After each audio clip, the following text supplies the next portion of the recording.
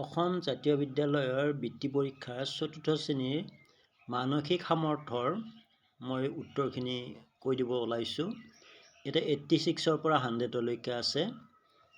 ইয়াতে দিয়াই আছে তলৰ চিত্ৰটো লক্ষ্য কৰাৰ প্ৰশ্নবোৰক বোধক চিহ্নৰ ঠাইত কি সংখ্যা বহিব উলিয়াব দিছে। ইয়াতে এতিয়া এই চাৰ্কলটো লক্ষ্য কৰিবা। এতিয়া এইটো 20 পাইছে, ইয়াতে 4 দি আছে, 5 দি আছে, অৰ্থাৎ 4 5 গুণ কিমান 20 হয়। ঠিক তেনেকৈ 3 7 গুণ 21 হয়। তেতিয়াহ'লে 7 6 গুণ কিমান হ'ব, ইয়াত 42, অৰ্থাৎ ইয়াৰে উত্তৰটো হ'ব ডি হ'ব। ঠিক তেনে 2 নম্বৰ প্ৰশ্ন 87 প্ৰশ্নত দিছে তলৰ আৰ্হিকেইটা লক্ষ্য কৰা আৰু এই অনুসৰি হ'বলগীয়া পঞ্চম আৰ্হিটোত কেইটা আখৰ থাকিব উলিয়াব দিছে। গতিকে প্ৰথমটোত 2টা, দ্বিতীয়টোত 4টা, তৃতীয়টোত 6টা, চতুৰ্থটোত 8টা, পঞ্চমটোত কেইটা থাকিব 10টা থাকিব। তেতিয়াহ'লে ইয়াৰে বি নাম্বাৰটো হ'ব। ঠিক তেনে তলৰ চিত্ৰটোৰ প্ৰশ্নবোধক চিহ্নৰ ঠাইত কি সংখ্যা বহিব উলিয়াব দিছে। ইয়াতে চাৰ্কলটো লক্ষ্য কৰা তোমালোকে। 5ৰে 40 হৰণ কৰিলে 8 বাৰ যায়। ঠিক তেনে 6ৰে 48 হৰণ কৰিলে 8 বাৰ যায়। 8ৰে 64 হৰণ কৰিলে 8 বাৰ যায়। তেতিয়াহ'লে 7ৰ লগত কি পূৰণ কৰি দিব লাগিব, 8 পূৰণ কৰিলে 7 8 গুণ 56। তেতিয়াহ'লে প্ৰশ্নবোধকৰ ঠাইত কি হ'ব, 56 বহিব। 56, অৰ্থাৎ এ নাম্বাৰটো হ'ব। এই ঠিক তেনেকৈ তলত কি দিয়া আছে, নেক্সট দিয়া আছে তলৰ সংখ্যা ক্ৰমটোৰ প্ৰশ্নবোধক চিহ্নৰ ঠাইত কি সংখ্যা বহিব উলিয়াব দিছে। ইয়াতে 4 দিয়া আছে, 16 দিয়া আছে, 64 দিয়া আছে, তাৰপিছত খালী ঠাই দিয়া আছে 1024 দিয়া 124 দিয়া আছে। এতিয়া আমাৰ চাৰ্কলটো লক্ষ্য কৰা। 4 4 গুণ 16, 4 16 64, তাৰমানে 4 গুণ 4 গুণ হৈ যায় আছে। 64 4 গুণ 256 হ'ব। তেতিয়াহ'লে ইয়াত কিমান বহিব, বি নাম্বাৰটো বহিব। বি নাম্বাৰ কিমান আছে, 256 বহিব। ঠিক তেনে তলৰ তালিকাখনৰ প্ৰশ্নবোধক চিহ্নৰ ঠাইত কি সংখ্যা বহিব উলিয়াব দিছে। ইয়াতে লক্ষ্য কৰা 9 18 6 12 11 22 8 কি হয় সুধিছে। গতিকে 9 2 18, 6 2 12, 11 2 22, 8 2 16। তেতিয়াহ'লে প্ৰশ্নবোধকৰ ঠাইত কি বহিব, 16, অৰ্থাৎ বি নাম্বাৰটো হ'ব। ৰোহনে ডাক টিকেট সংগ্ৰহ কৰি ভাল পায়। তেওঁ প্ৰথম সপ্তাহত 6টা, দ্বিতীয় সপ্তাহত 7টা, তৃতীয় সপ্তাহত 9টা, চতুৰ্থ সপ্তাহত 12টা ডাক টিকেট সংগ্ৰহ কৰিলে। ইয়াতে চাৰ্কলটো লক্ষ্য কৰা। 6টাৰ পিছত 7টা 1 বাঢ়িছে, 7টাৰ পৰা 9টা 2 বাঢ়িছে, 9টাৰ পৰা 12টা 3 বাঢ়িছে, 12টাৰ পৰা 16টা হ'ব, অৰ্থাৎ 4 বাঢ়িব। কিন্তু পঞ্চম বুলি কৈছে, গতিকে 16ৰ পৰা 5 বাঢ়িলে 16 5 21। তেতিয়াহ'লে কোনটো হ'ব, উত্তৰ যায় চি নাম্বাৰটো হ'ব। কাৰণ ইয়াতে ষষ্ঠ কৈছে, ইয়াত আমাৰ চতুৰ্থলৈ আছে, পঞ্চমটো হ'ব 16 আৰু ষষ্ঠটো হ'ব 21। তেতিয়া চি নম্বৰ হ'ব। এটা লিপিয়াৰত দ্বিতীয়, তৃতীয় আৰু চতুৰ্থ মাহ তিনিটাত মুঠতে কিমান দিন থাকিব।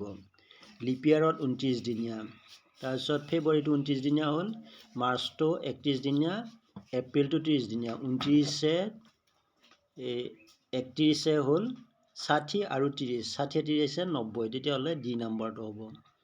তলৰ তালিকাখনৰ পৰ্যবেক্ষণ কৰা আৰু প্ৰশ্নবোধক চিহ্নৰ ঠাইত কি সংখ্যা বহিব উলিয়াব দিছে। ইয়াতে লক্ষ্য কৰা, আমাৰ কি আছে 1 1 যোগ 2, এইটো 3 পাইছোঁ। ঠিক তেনে 2 যোগ 1 3 পাইছোঁ। ঠিক তেনেকৈ আমাৰ কি দি আছে 1 যোগ 3 4, 3 যোগ 3 কিমান হৈছে 6 হৈছে, 3 যোগ 1 সমান কিমান হৈছে 4 হৈছে। ঠিক তেনেকৈ ইয়াতে এতিয়া কি আছে 1 যোগ 4 5 হৈছে, 4 যোগ 6 6 4 10 হ'ব, অৰ্থাৎ প্ৰশ্নবোধকৰ ঠাইত কি চিন বহিব, কি সংখ্যা বহিব 10, অৰ্থাৎ বি নাম্বাৰটো বহিব। ঠিক তেনেকৈ ইয়াতে দি আছে তলৰ চিত্ৰৰ সংখ্যাবোৰৰ ক্ৰম অনুযায়ী এক নিয়মত আছে, প্ৰশ্নবোধক চিহ্নৰ ঠাইত কি সংখ্যা বহিব উলিয়াব দিছে। ইয়াতে লক্ষ্য কৰা 2 যোগ 7 9, 7 যোগ 9 16, অৰ্থাৎ 2 যোগ 7 9, 7 যোগ 9 16, 16 যোগ কিবা 41 হ'ব। তেতিয়াহ'লে এতিয়া ইয়াতে উলিয়াব ল'লে 41ৰ পৰা 16টো বিয়োগ কৰি দিয়া। 11ৰ পৰা 6 গ'লে 5, 3 1 গ'লে 2, গতিকে 25। গতিকে ইয়াৰ কোনটো হ'ব, চি নাম্বাৰটো হ'ব। ঠিক তেনে তলৰ আৰ্হিটোত ভালদৰে লক্ষ্য কৰা আৰু এ লিখা থকা স্থানত কি সংখ্যা বহিব উলিয়াব দিছে। এতিয়া লক্ষ্য কৰা, এই এইফালে চা 6 2 12, 6 12 72। ঠিক তেনে 8 9 72, 3 24 72, তেতিয়াহ'লে 2 2 4, 4ৰ লগত কি পূৰণ কৰিলে 72 হ'ব? 4 18 কিমান হ'ব? 72। গতিকে আমাৰ বি নাম্বাৰটো হ'ব। তাৰপিছত দিয়া আছে জ্যোতিয়াৰ এটা 12 ঘণ্টীয়া ঘড়ী আছে। নৱেম্বৰ মাহত তাইৰ অসুখ হোৱা তাই একেলেঠাৰে 3 দিন বিচনাত শুই থাকিবলগীয়া হ'ল। এই 3টা দিনত তাইৰ ঘড়ীৰ ঘণ্টা কাঁটাডাল মুঠ কেইপাক ঘূৰিব সুধিছে। গতিকে 12 ঘণ্টীয়া ঘড়ীত আমাৰ এদিনত 2 পাককৈ ঘূৰে। তেতিয়াহ'লে 3 দিনত 3 2 6 পাক ঘূৰিব, অৰ্থাৎ বি নাম্বাৰটো হ'ব। এখন পুতলা গাড়ীৰ চকাটো একবাৰ ঘূৰোঁতে 20 চেণ্টিমিটাৰ দূৰ যায়। গাড়ীখনে 4 মিটাৰ অতিক্ৰম কৰিলে চকাটো কেইবাৰ ঘূৰিব? এটা আছে চেণ্টিমিটাৰত, এটা আছে মিটাৰত। গতিকে আমি চেণ্টিমিটাৰটোক মিটাৰলৈ নিলে আমাৰ কিমান হ'ব? চেণ্টিমিটাৰটো মিটাৰলৈ নিব পাৰোঁ বা মিটাৰটো চেণ্টিমিটাৰলৈ নিব পাৰোঁ।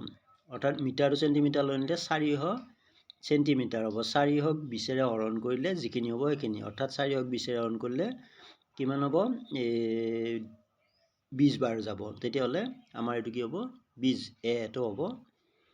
গীতা, ৰীতা আৰু এনিশাৰ মাজত 160 টকা এনেদৰে ভগোৱা হ'ল যাতে গীতাই ৰীতাৰ 3 গুণ আৰু এনিশাই ৰীতাৰ 4 গুণ পায়। ৰীতাই পোৱা ধনৰ অংশ কিমান হ'ব? গতিকে ৰীতাই যিহেতু কম পায়, ৰীতাই 1 গুণ পাব, গীতাই পাব 3 গুণ আৰু ৰীতাই পাব 4 গুণ। কি হৈছে? গীতাই পাব 3 গুণ আৰু এনিশাই পাব 4 গুণ।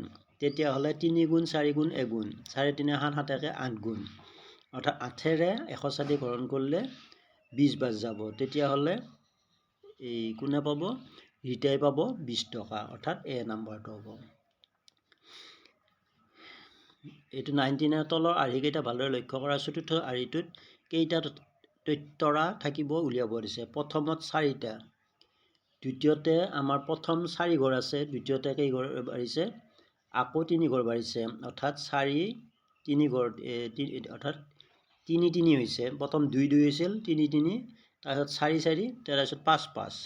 গতিকে 5 5 গুণ কিমান? 25। তেতিয়াহ'লে ডি নাম্বাৰটো হ'ব। কোন নম্বৰটো? চতুৰ্থ আৰ্হিত। তৃতীয় আৰ্হিত কিমান হ'ব?